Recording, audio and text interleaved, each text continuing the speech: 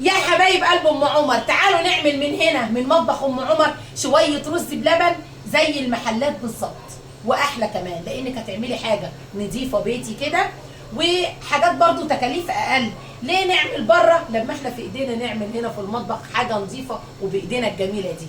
هتجيبي طبعا، انتوا مالكمش دعوه بالكيمياء، هي اللي انا عاملاها. انا يا جماعه كلكم عارفين ان انا بعمل الحاجات دي وببيعها، فاحنا هنعمل مع بعض دلوقتي ايه؟ هنعمل كوبايه، انت في البيت هتعملي كوبايه رز، تعالي لي بقى بلترين لبن، وانزلي شويه ميه كده في الحله بتاعتك المحندقه الصغيره دي، هتجيبي شويه ميه وتحطيهم على النار في الوقت نفسه. لو انت بقى غاسله الرز بتاعك، لو هو رز بلدي اللي احنا بنجيبه من الارياف ده هتغسليه، لو رز بقى اللي هو التاني اللي انت بتجيبيه طبعا ده لا، انا محتاجاك ان انت تحافظي على شويه النشا اللي فيه من غير غسيل، هتفضيه في شويه الميه بعد ما سخنت، مش غليت، بعد ما سخنت خلاص. انا هنا عشان الرز بتاعي انا جايباه، اللي انا بقول لكم عليه الرز من الارياف، انا جايباه وغسلاه ومش نقعاه، انا يا دوب غسلته على ما حطيت الميه وسخنت. هفضي الرز معايا وبعد الميه ما سخنت بس. هنفضل نقلب بقى بين وقت والتاني عشان الرزايه ما تلزقش في الحله، ونفضل وراه لحد الرز ما يشرب الميه والحبايه تنفش معاكي كده. دلوقتي بقى الميه اللي حبايه الرز شربت الميه، شايفين اللي حبايه الرز نافشه ازاي؟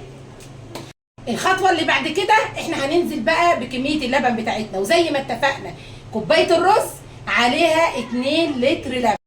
ايدك بقى تفضل كده تقلبي، يعني ما تسيبيش الحله ثواني، عشان انت طالما حطيتي اللبن هيبتدي يلزق منك، احنا مش عاوزين الكلام ده. المرحله دي اهم مرحله يا جماعه، عايزه تحطي فيها وش، لو عندك وش اللبن يا ريت يخلي لك بقى وش الطاجن كده او العلبه او ايا كان، هتفضيها في سلطانيه في اي حاجه، بيخلي وشها كده مكرمش وحاجه كده من الاخر.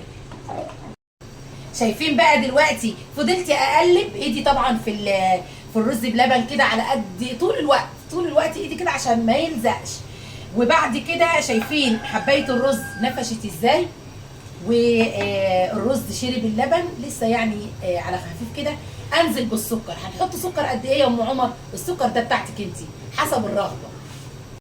شايفه الوش لسه ما فضيتهوش في اطباق وما عملتش حاجه وما خلصتش، بس عايزه اوريك انه بص، شايفه الوش؟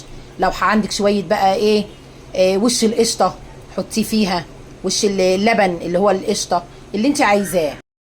وبعد ما حبايه الرز شربت بقى اللبن والميه وحطينا السكر زي ما انتم شايفين بقى عامل ازاي، هنجيب معلقه نشا على نص كوبايه لبن او كوبايه لبن، هي مش هتخسر في حاجه طالما ان انت عامله زي ما قلت لك كوبايه رز. قلبنا النشا مع اللبن كويس قوي، هننزل بقى بالنشا زي ما انتم شايفين كده، ايدي بتقلب زي ما انتم شايفين ونازله بالنشا عشان ما يكلكحش مننا في الرز بلبن.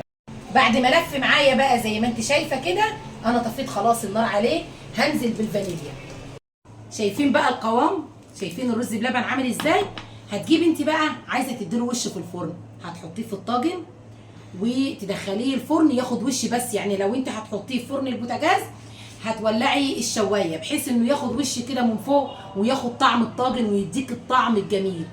يهدى شويه كده من السخونيه هتحطيه في التلاجة، بعد كده هتلاقيه عامل طبقه من فوق كده ومكرمش، واحسن من اي محل انت بتشتري منه على ضمانه ام عمر.